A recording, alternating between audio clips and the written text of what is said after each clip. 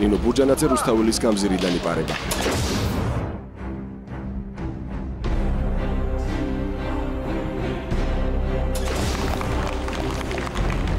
პირველი ვინც რუსთაველის გამზირის სწრაფი ნაბიჯებით და ეგრეთ წოდებული ბურჯანაძის ბრბოსტაშის თანხლებით დატოვა, ეს თავად ქალბატონი ნინო და მისი ქმარშვილი იყო. ამ კადრების მიხედვით ეს სავარაუდოდ ბურჯანაძის ავტომანქანაა, სადაც ის ზის და მას პირადი დაცვის წევრები გარშემო შემორტყმულები აპარებენ.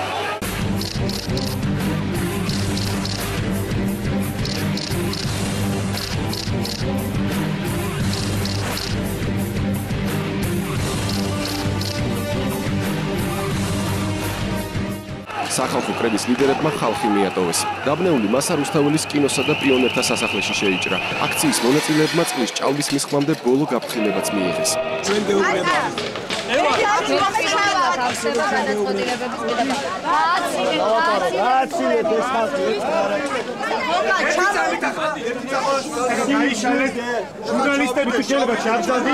იმედია ეხლა მიიღებენ გადაწყვეტილებას, პასუხი არ უთქვიათ.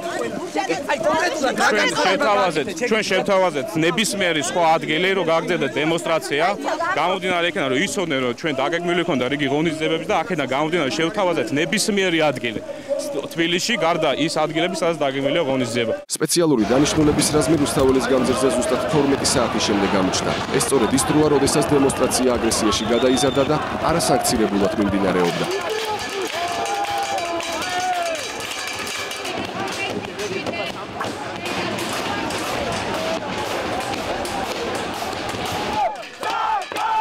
ბოლო წუთებში რუსთაველზე მიმდინარე აქციას ეროვნული გმირის მანტიით მოსხმულები, ძმები გაჩეჩილაძეებით შეუერთდნენ. იყო სპეკულაცია ეკლესიით და ქართული ჯარის სახელით.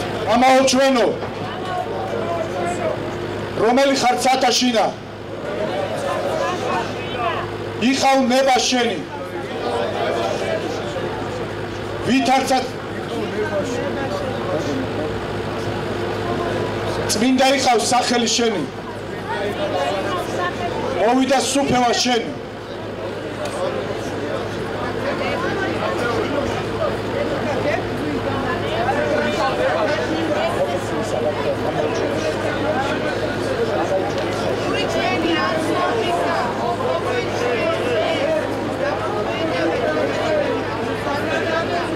ეს ჩვენი განსაცდელია. გვერდზის ბოროტი.